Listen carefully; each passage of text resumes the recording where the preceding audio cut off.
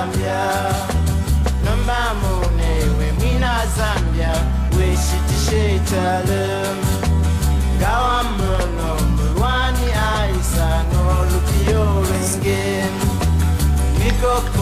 Hello, fellow comrades and friends, countrymen and women. My name is Mainda Simataa. I'm the General Secretary of the Economic Liberation Association. I wish to welcome you to part 2 of the introduction to ELA for those that are joining us, for those who are with us, and for those who would like to know more about us before they can join us. So today I'm talking about the ideology of socialism, because the ideology of socialism constitutes the bedrock. It's the ideological bedrock upon which the Economic Liberation Association is founded. As we might want to recap, the Economic Liberation Association is a movement, a Zambian movement, whose core agenda is to advocate for the economic freedom of Zambia. Economic freedom simply means the freedom to live a better life, have access to free education, free health, access to decent employment, social welfare services, and so forth. So today I'm going to go into the details, but not deep details of socialism. I'm just going to skim over the core aspects of socialism as they are.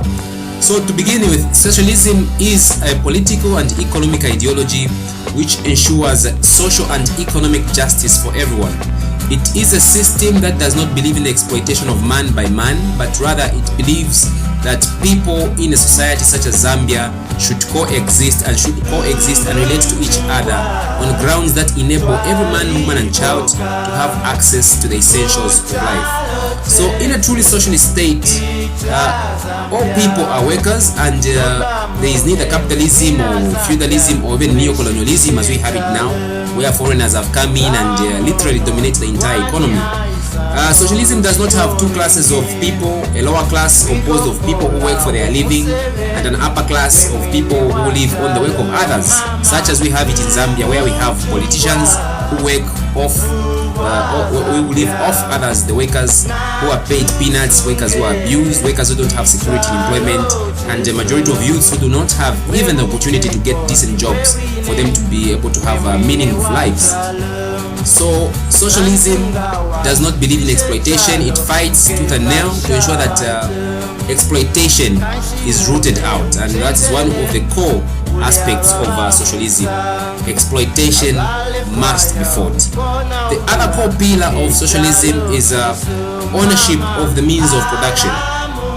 To build and maintain socialism, it is essential that all the major means of production and exchange in the nation are controlled and owned by the peasants, or the workers if you like, through the machinery of their government and their cooperatives. Further, it is essential that the ruling party should be a party of peasants and workers. It should not be a party of intellectuals, it should not be a party of elitists, it should not be a party of recycled politicians like we have them in Zambia. No, it should be a party of the genuine workers. It should be a party of the peasants, the farmers. It should be a party of the everyday ordinary man, woman, and Zambian woman. So socialism thrives when the people themselves own the major means of production. The major means of production and exchange are such things as land, forests, minerals, water resources, oil and electricity, even news media, communications, banks, insurance, import and export trade, wholesale trade, iron, steel, machine tools, armaments, motor vehicles, cement, fertilizer, textiles, name it. All the key essentials of industry in a nation must be under the control of the government, for the benefit, of course, of the people themselves. The government only acts as a custodian and a protector of these resources, but the owners of these resources, the beneficiaries, the end users of these resources, should be the people themselves. Some of the instruments of production and exchange which have been listed here are not owned at the moment by the Zambian government. We have sold the mines, which were our biggest assets. We have sold most industries. We sold our airlines. Today we don't have an airline. The cement factories have been sold. The sugar plantations have been sold. So literally speaking, Zambia is a nation under the siege and under the yoke of neo-colonialism, which is the new form of neo-colonialism, and it's being spearheaded in this country by the few British people who remained and are now owning the mines, by the Indians who run our everyday grocery stores and manufactured goods, by the Lebanese who have dominated a certain section of mining, and especially the Chinese who dominate almost everything where money can be made. So we are saying that the third pillar of socialism is the existence of democracy. And don't confuse democracy with multipartism. They are two different things. Democracy simply means that in a state, the means of production and exchange are controlled by the people themselves, either wholly or in part, but also that the people should have a voice in the way these resources are managed. They should have a voice. They should be able to determine whether a mining company should be sold or not, whether investors should be allowed in a particular industry or not. They should have a voice, not just in terms of elections, but in terms of how the economy is managed, in terms of how crucial decisions are made, in terms of education, in terms of health, in terms of employment creation and industrialization. There must be an existence of democracy, economic democracy if you will, in a nation for it to be truly socialist. So socialism is a way of life. A socialist society cannot simply come into existence just by paper proclamations, but it must be a way of life. A socialist society can only be built by those who believe in it and who themselves practice the principles of socialism.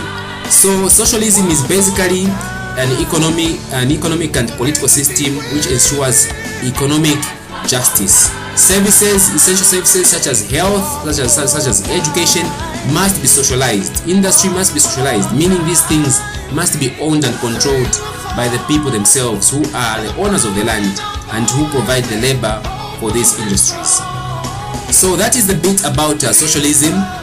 Join me in part 3 of the presentation or introduction to Economic Liberation Association, and I'll be talking about the 10-point plan of the Economic Liberation Association, so that you can get to know and familiarize yourself with what is it actually that we have, or what we want as the Economic Liberation Association in relation to the economic freedom of Mother Zambia. So I'll be talking about the 10-point plan, which concretizes all the aspects or all the goals that we want to achieve as Zambians. For now, la luta continua, the struggle continues.